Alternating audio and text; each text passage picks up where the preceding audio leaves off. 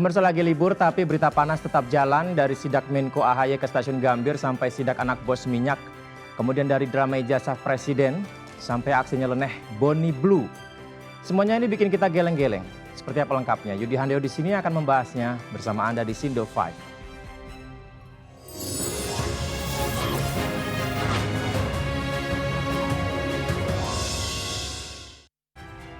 Menjelang libur Natal dan Tahun Baru, Menko AHY turun langsung ke stasiun Gambir. Bukan buat gaya-gayaan tapi buat ngecek langsung. Lonjakan penumpang yang naik 8,5% gara-gara diskon tiket 30% dari KAI. AHY menyapa penumpang, ngobrol sama petugas, bahkan ikut melepas keberangkatan kereta Cakra Buana ke Cirebon. Ibarat kapten tim, AHY ingin memastikan semua pemain di sektor transportasi kerja dengan maksimal biar liburan rakyat nggak berujung stres. Buat kita yang udah booking tiket jauh-jauh hari, sidak ini rasanya kayak jaminan. Tenang, liburan dijaga, tapi di balik senyum dan salam ada pesan serius pemerintah, tidak mau ada drama antrian lagi, tidak mau ada gangguan jadwal atau keluhan soal pelayanan. Karena pemirsa kalau liburan ambyar yang rugi bukan cuma mood, tapi juga ekonomi lokal yang lagi-lagi berharap cuan dari wisatawan.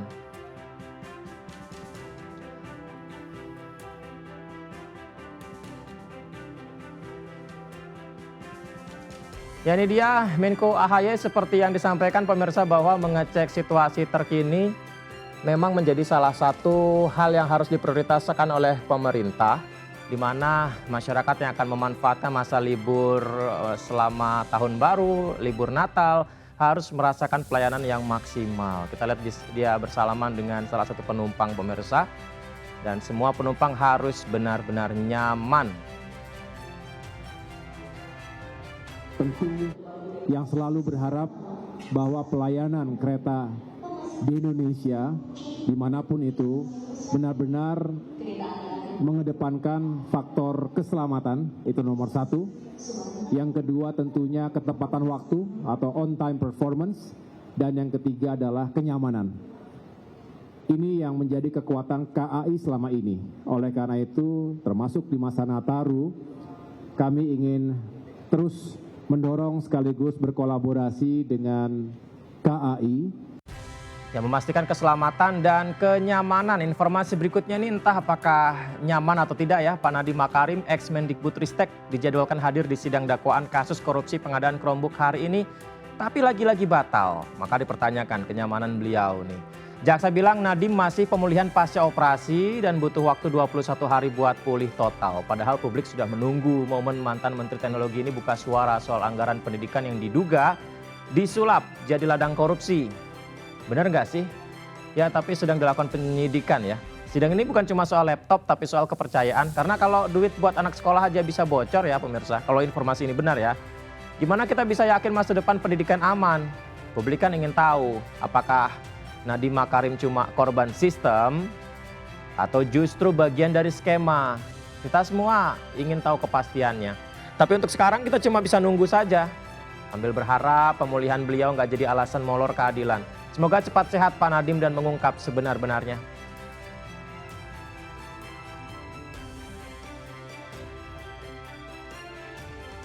Kalau sidang tadi Pak Nadiem nggak datang, sidang berikutnya ini mega korupsi minyak mentah yang menyeret Kerry Riza, anak dari pengusaha minyak Riza Khalid, dan ternyata makin hari makin panas.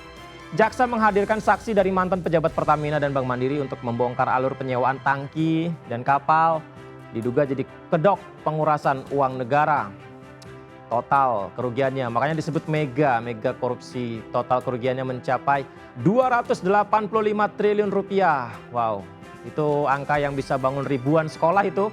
Atau juga angka yang bisa subsidi BBM buat bertahun-tahun. Kuasa hukum Kerry ngotot kliennya nggak terlibat oplosan BBM sama sekali. Ngotot menyebut kerjasama bisnisnya sah. Ya tapi perlu pembuktian sih Pak. Kalau publik sih bertanya, kalau semuanya legal kenapa negara bisa rugi sebesar ini dong? Sidang ini bukan cuma soal hukum tapi soal rasa keadilan rakyat yang udah capek lihat elit-elit bisnis main aman. Padahal kita nih rakyatnya harus bayar mahal buat isi bensin. Rakyat lagi jadi korban ya.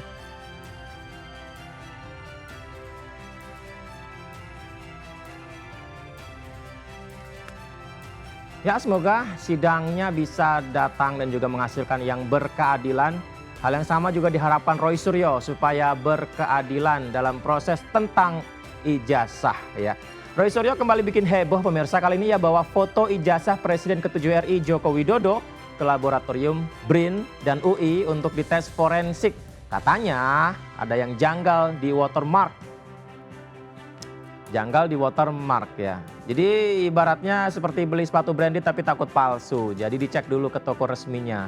Nah, Roy ini ingin bukti ilmiah, bukan cuma debat medsos. Tujuannya, katanya Roy Suryo sih, demi transparansi dan kejelasan sejarah pendidikan orang nomor 1 di negeri ini. Tapi publik sekarang terbelah sepertinya ya pemirsa ya. Ada yang bilang ini penting buat akuntabilitas, ada juga yang nyinyir, nggak ada kerjaan lain apa. Yang jelas kalau urusan ijazah aja bisa masuk lab, kita jadi mikir juga nih, kenapa dokumen negara bisa bikin drama sebesar ini ya? Soalnya kalau pemimpin aja masih diragukan ijazahnya, gimana rakyat bisa percaya sama sistemnya? Saya jadi berpikir, apakah ini barang yang sama? Jangan-jangan ada barang yang lain. Jangan-jangan, sekali lagi. Karena di sini sama sekali nggak ada watermark. Sama sekali nggak ada emboss. Kenapa? Karena waktu itu kita belum mempermasalahkan watermark, belum mempermasalahkan emboss. Jadi jangan-jangan ada modifikasi lagi yang dilakukan terhadap ijazah yang ada di sini. Kenapa? Karena watermark dan embossnya itu tipis sekali. Dan itu hanya secara grafis, secara visual, tidak bisa kami raba. Ya, karena itu sangat mungkin. Kenapa tipis? Karena kalau tebal nanti menimpa semuanya lagi. Nah, nanti saya jelaskan. Kenapa saya bisa melakukan analisis ini? Izin, Pak. Saya harus terangkannya, mohon maaf sekali lagi. Jelek-jelek gini, 30 tahun yang lalu saya adalah juara nasional lomba fotografi. Juara nasional loh, juara 1. Ya, lomba fotografi nasional Piala Parpostel. Pada saat tahun yang sama saya juara 1 lomba perkebunan, foto perkebunan. Dan juara 2 lomba iptek Piala Pak Habibie waktu itu. Ya, dan saya juga orang yang tidak hanya berkutat di dunia fotografi motret. Saya adalah orang sejak SD. Sekali lagi, sejak SD, sejak tahun 78, saya sudah mencetak foto di kamar gelap sendiri di rumah saya di Pakualaman. Ya, soal pro dan kontra ijazah ini semoga saja perdebatannya menjadi perdebatan yang sehat, nggak panas gitu ya. Karena kalau soal panas nih, bintang film dewasa berikut ini nih, panas banget. Bonnie Blue tiba-tiba dideportasi dari Bali, sekarang bikin ulah, bikin kesel ya pemirsa. Dia tampil di depan KBRI London, bawa bendera kita, bendera merah putih, diselipin di celana bagian belakang, diseret di jalan sambil tertawa-tawa. Apa maksudnya? Katanya dia sih cuma mau bayar denda 200.000 aja, gampang katanya. Sambil nyindir proses hukum Indonesia.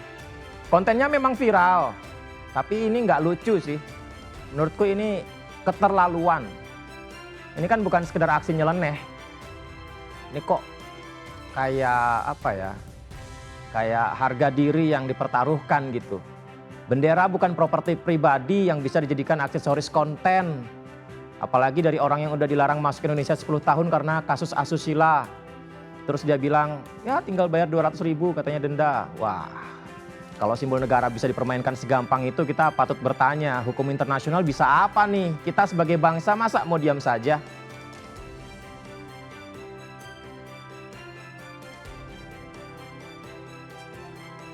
Lima cerita satu benang merah, berita yang terakhir tadi bikin kita gerah. Kita selalu jadi penonton dan kadang juga kok ya jadi korban. Tapi makin kita tahu, makin kita juga bisa mengolah akal sehat kita seperti apa lengkapnya. Yang jelas satu hal yang pasti, rakyat Indonesia harus sejahtera. Yudi Handai pamit, terima kasih, sampai jumpa.